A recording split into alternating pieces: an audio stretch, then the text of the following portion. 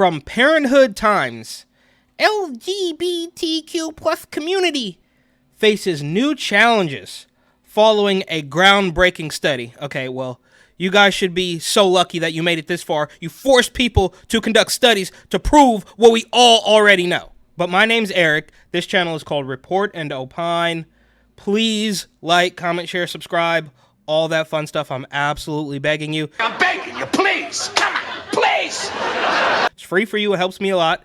If you want to help me even more and spend a little bit of money, of course, you can buy my book, New York City 2020 Gotham Unglued, on Amazon.com. That link will be in the description. So this headline alone is absolutely outrageous. New challenges. So roadblocks to your weirdo communist sexual revolution takeover because of a new study, right? And again, you have convinced enough people that they need to conduct a study to prove all of your nonsense completely false. How is this even happening? How did we get this far? Researchers in the Netherlands found the majority of the population grows out of, quote, gender confusion once they reach adulthood. Yeah, well, because you guys made that up. It's only been happening for the past 10 or so years. And sure, there's been two spirits forever. Yeah, maybe, but you clearly mainstreamed it. You put it in the television shows. You foisted it on kids. You had Drag Queen Story Hour. And now people are doing a study to say, this doesn't really make sense. Even though we all knew it. It's the same thing with Rona. Well, we did the best with what we knew. How is that possible? Because me, as a regular guy just living in Flatbush, Brooklyn, could tell that it was all nonsense. But, the insanity just knows no bounds. The massive study tracked nearly 2,800 adolescents into early adulthood, making it one of the most extensive studies of its kind, which we didn't need. And there was just the clip of Elliot Page, who's a big, strong man, out in Missouri with some other weirdo, big, strong, brave, handsome man convincing people that we should be mutilating our bodies for whatever reason. We just got out of federal court in St. Louis, Missouri, where we are arguing the appeal of our important trial win, striking down Arkansas's law that bans gender-affirming medical care for trans adolescents. We had an opportunity to highlight the extensive record that showed just how harmful these laws are and how none of the state's arguments in defense of these laws hold up to evidence. So we put our arguments out today, and we're here with Elliot Page as well, who came to support. I just came to support and such admiration for Chase and what everyone at the ACLU does. And to all trans youth out there, just know that we love you, not giving up, and we'll keep the fight going. And just keep being your beautiful selves. And of course, it's complete control, right? Like I always say, if you can convince them of that, you can convince them of anything else. They're not going to stop at anything. You think for one split second that somebody's going to say, yeah, well, I'm going to cut the dick off my son and the tits off my kid, but I think we should also lower taxes. No, it's like that is the final and most essential ask. The Dutch study followed children from ages 11 through 26. The study found that as they grew older, participants became more satisfied with the gender assigned at birth with the person that they were, because it's a phase, it's a fad, just like anything else. We've all made the joke, right? It's very similar to just going through a goth phase or a baggy pants phase. It's the same exact thing. The Tracking Adolescents' Individual Lives Survey, or TRAILS, followed 2,772 participants for 15 years. So this could we could say arguably, this is the first study with any sort of longevity, and it, surprise, surprise, it doesn't add up, which we all knew. And the LGBTQ plus community, the influencers on Instagram, are absolutely losing it. And you'll also notice that I don't think in this article they name the study or the doctor, because they obviously don't want you to look it up. But again, if somebody's willing to believe this, they're not going to look it up. And even if they do look it up, they're not going to change their mind because they've already been convinced. Their brain has been completely controlled. 11% of participants reported the desire to have been born as the opposite gender in the early stages of the study. However, the numbers dropped steadily as the participants grew older, leaving only 4% wishing to be of another gender at 26. The majority, or 78%, said they had no gender non-contentedness. 19% had decreasing gender non-contentedness throughout the study, and 2% had growing gender not. And these people obviously can't be trusted as far as they can be thrown. They're completely crazy. Their minds have been melted out of their brains. I also saw, this is completely unrelated, but another clip of an old man, a grown man, into his 60s, a white dude from New York in Florida who has been so controlled, so brainwashed that he keys a car with a Trump sticker on it. Okay, the green Toyota Tundra pickup truck that you walked up to, you don't remember what you did? I walked by a truck, yeah. Okay, what did you do to it? I scratched it. Why? Was it the bumper sticker? Because they've got a ton of security footage there, man. Okay, so I see you walking behind it, and you look over at it, and she's got a sticker that says, "Let's go, Brandon," or something. Yeah. I guess it infuriated me. Okay. Yep. Okay. Was that it? That's the only reason you did it? You don't know who owns the truck or anything? Yeah, that's the only reason I did it. I mean, think about that, right? It's not just black people. It's not just the rulers of Hollywood and real estate and banking. It's not just them. It's not just the awfuls. I mean, it's quite literally everybody. If I wanted to be completely racist, I'd say that the Asians are the only adults in the room, right? I mean, they tend to just get A's and start businesses, right? I mean, there's some Asian gangsters, of course, notably Chinatown Mayor Ed Lee out in San Francisco, but that's a different story. My point is, it's really going around, and they are trying their hardest to control and brainwash everybody, and it all kind of stems from this, in my humble opinion. Because once you get them to do this, I mean, you can brainwash people with and stop short of this, but if you get them to believe this radical gender agenda ideology or whatever, then of course everything's a drop in the bucket. You see what I mean? It's like the rectangle square argument. But anyways, the paper by medical researchers at the University of Groningen, whatever, explained that gender non-contentedness could be connected with poor self-concept and mental health throughout development. That's why young adolescents have higher desires to be of another gender. I don't even know. That doesn't even make sense. Nobody wanted to do this.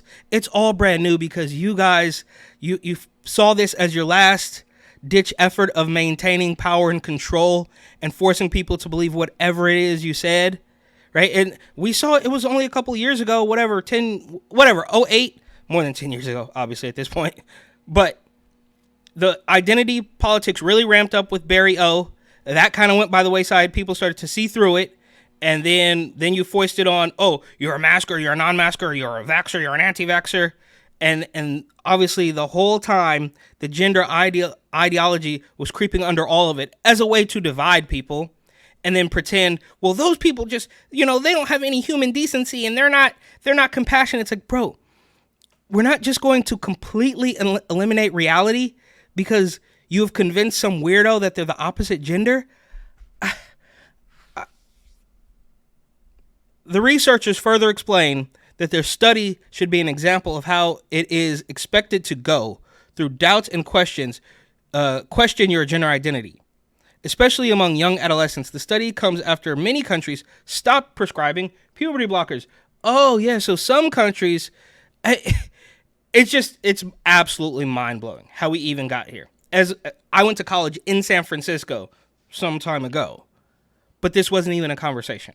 Right? I mean, you had gay guys and drag queens, but nobody was, forcing you to bake your cake and forcing you to call them a certain pronoun. That just wasn't a thing.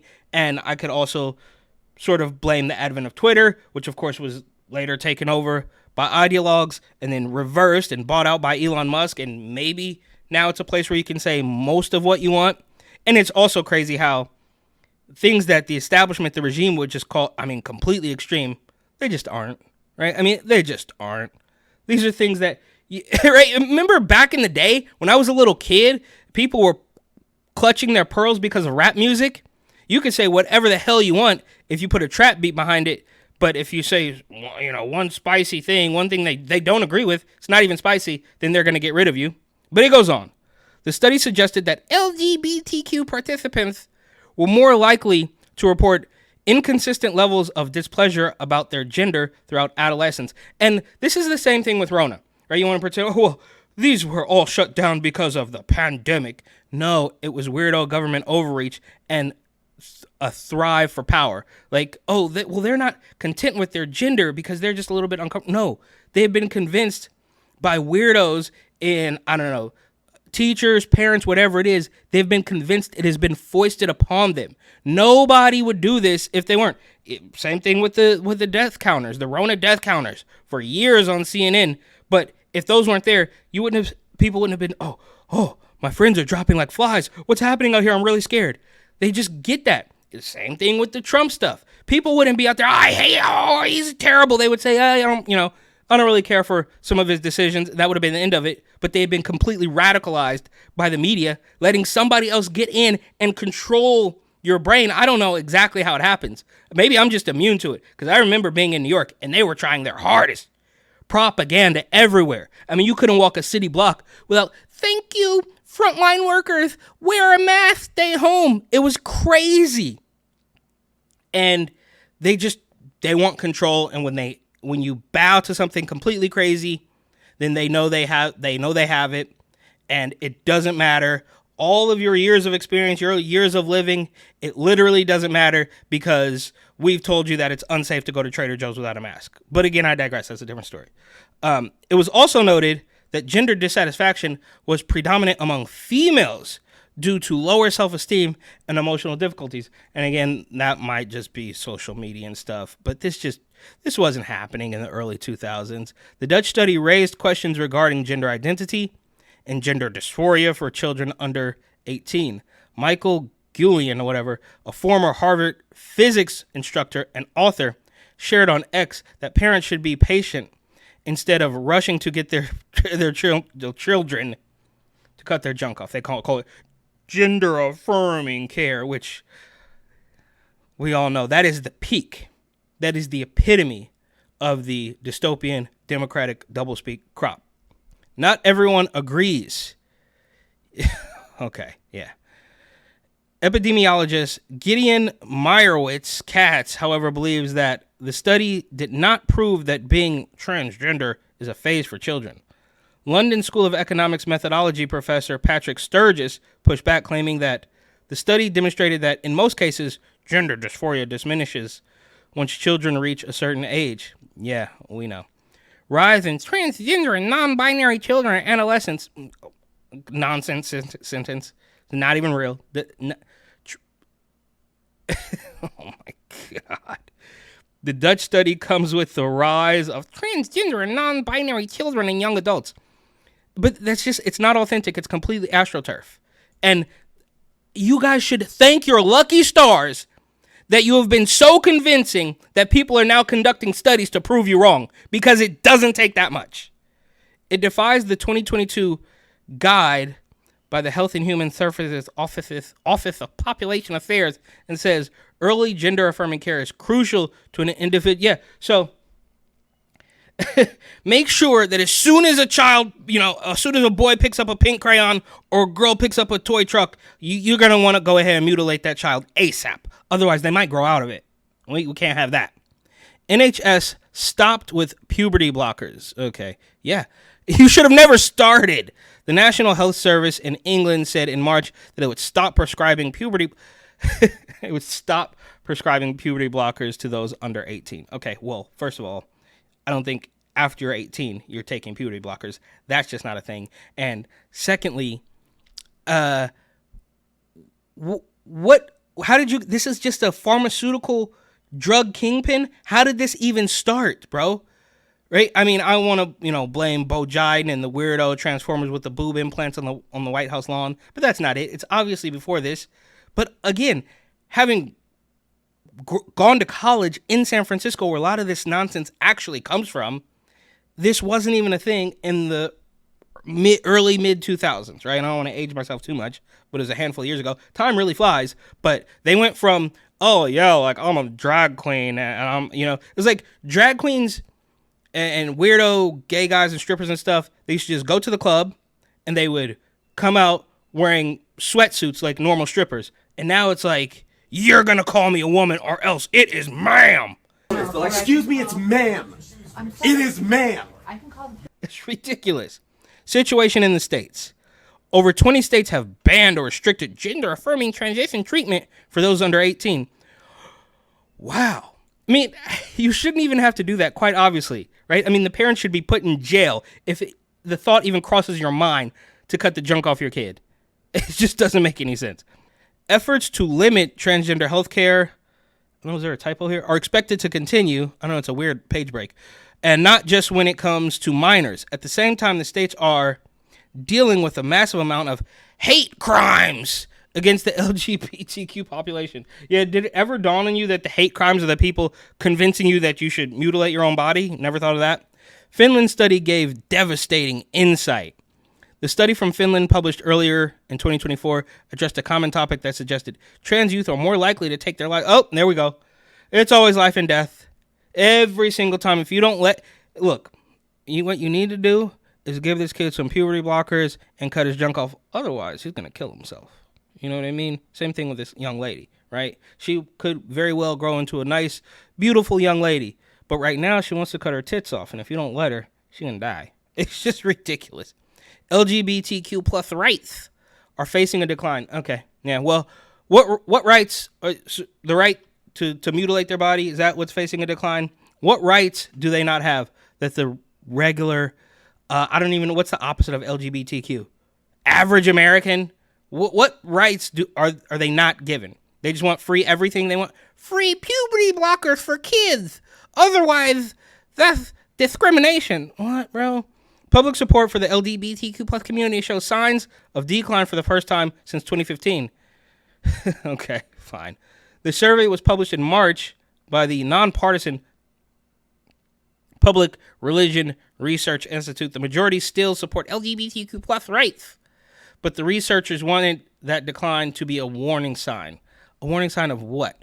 Look, bro, these people are absolutely crazy, and nowhere in this article did they actually link to or even name the study that is causing them so many challenges. And I wonder why they wouldn't do that. But here are the LGBTQ influencers on Instagram absolutely freaking out, melting down. They say, why the Cass review shouldn't shake your support for trans youth and why it's so problematic. So the other article wouldn't even tell you what research they were talking about. This person will and tell you that you shouldn't even look at it and it's problematic. I mean, imagine being so entitled. Imagine being so wacky that you will force somebody to create a study to debunk your obvious junk science and then say, well, that's problematic, right? So they went to the lengths to prove you wrong, and they did it easily. Wasn't hard to do. I could do it without any science or any of that stuff. And then them just saying, well, actually, no, that's not it. Just let us, why don't you just say it, bro? Just do it, right? Like, if you want to get tattoos, if you want to get, face tattoos or piercings or whatever weird body modifications, just say it. But stop trying to pretend that this is about this is life-saving care. It's ridiculous. Have you heard about the Cass review and its impact on gender-affirming care for trans youth? Have you heard that we have forced somebody to write a full study debunking our claims that mutilating children is good? It's sparking a lot of debate and concern because of its flawed methods. The people in favor of mutilating children are talking about the flawed methods of somebody who's saying, maybe that's not going to work out. It's just, it's beyond. One size fits all approach and political motivation. Swipe through to find out why this review should not change our support for trans youth and their and their access to life-saving, medically necessary health care. You have to throw all that in because you know it's complete junk. Life-saving and medically necessary. You could just say one. If either one of those true, you could just say one. But you have to throw all of this stuff on the pile, buzzwords on top of buzzwords, dystopian, democratic, doublespeak to the maximum to make sure that you know that, you should definitely cut the junk off your kid and send that thing to China. I'm not gonna get my dick cut off and sold to China, spend the rest of my life on a treadmill like this guy. What? If you have people in your life sending you articles about this, doubting your own medical choices or your support for trans youth, take a deep breath and send them this blog. Okay, so it's problematic. Let's see why. Let's see why it's problematic. Contradicts established medical standards. Doubt it, right? Oh, the Cass Review opposes guidelines of major medical bodies like the American Academy of Pediatrics. I mean, they're all compromised. The entire medical establishment has been compromised, that we know. So anytime you go against their regime, then it's just going to be, I mean, we see the double standards with everything from the pro-lifers getting arrested to BLM protesters burning things down and then getting money. The American Medical Association, compromised. WPATH, which advocate for gender-affirming care as essential for transgender youth's well-being. Yeah, WPATH, whatever, the Transformer doctors or something. Like, did you think, nobody thinks they're actually going to be neutral? What is the Cass Review? The 388-page report by Dr. Hilary Cass was commissioned by the NHS in the UK and has introduced a series of proposals that aim to modify how trans youth receive medical care, suggesting significant restrictions. Yeah, about none. And look, I get it. I know that this is detrimental to children. It is absolutely despicable. They're targeting kids with this, but it doesn't matter. You could be 5, 55, 500. The science is settled, as they say. Political motivation. Critics of the Cass Review argue that the review's recommendations are influenced by more political agendas after meeting with DeSantis, than by medical evidence, potentially undermining unbiased and effective healthcare practices. So, I mean, I'm just genuinely confused here.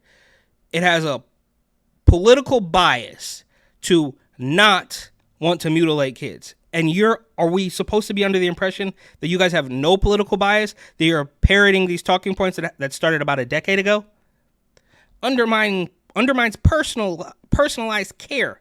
By advocating for a one-size-fits-all approach, the Cass Review fails to recognize the importance of personalized, nuanced healthcare tailored to the specific needs of each individual. And this reminds me of Dr. Admiral Rachel Levine, she's the assistant health secretary, which we never heard of before. But as soon as they put a transformer in the position and flaunt this carbon-based life form everywhere, and I think they, them, Z, zim, zer was responding to Rand Paul or something, and he was asking specific questions, and they just kept repeating the talking points.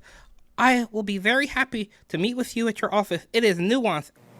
Dr. Levine, do you believe that minors are capable of making such a life-changing decision as changing one's sex? Well, Senator, thank you for your interest in this question. Transgender medicine is a very complex and nuanced field with robust research and standards of care that have been developed. And if I am fortunate enough to be confirmed as the Assistant Secretary of Health, I would look forward to working with you and your office and coming to your office and discussing the particulars of the standards of care for transgender medicine. The specific question was about minors. Let's be a little more specific since you evaded the question. Will you make a more firm decision on whether or not minors should be involved in these decisions? Senator, transgender medicine is a very complex and nuanced field, and if confirmed to the position of Assistant Secretary of Health, I would certainly be pleased to come to your office and talk with you and your staff about the standards of care and the complexity of this field. Let it go into the record that the witness refused to answer the question. And it's like, it's all nonsense. And they are really trying so hard to make sure that you can't tell this is, it's so plainly obvious. Flawed evidence review. The report dismissed much of the evidence for trans care as low quality and labeled it weak, despite recognition from other reviews. Major medical organizations and the world's largest psychological organization that the evidence robustly supports gender-affirming care. That's just not true. And even if it was, you guys are, you can't be trusted. Restricts clinician and parental involvement. The review's recommendations could limit the ability of clinicians and parents to make informed, compassionate decisions that are in the best interest of the this is crazy, right? It's one thing to talk for a grown person to be chopping up their body, but it's another thing that you guys are so dead set on making sure that kids do this stuff neglects trans experience. Oh my God. By not adequately considering the diverse experiences and needs of transgender youth, the review risks implementing policies that do not truly address or support their real life needs. Okay, they just do whatever we want. Such a dangerous precedent. Okay, this is absolutely mind-boggling. If followed, the Cass Review's approach could lead to more restrictive policies, not just in the UK, but globally, affecting transgender youth's access to necessary care worldwide. Yeah, and as we know, you have to make sure that you get the necessary health care you need, right? We would much prefer that you just bin that little baby before it's actually born, but if you have the audacity to have a kid, then make sure that you go ahead and slice him up when it comes out.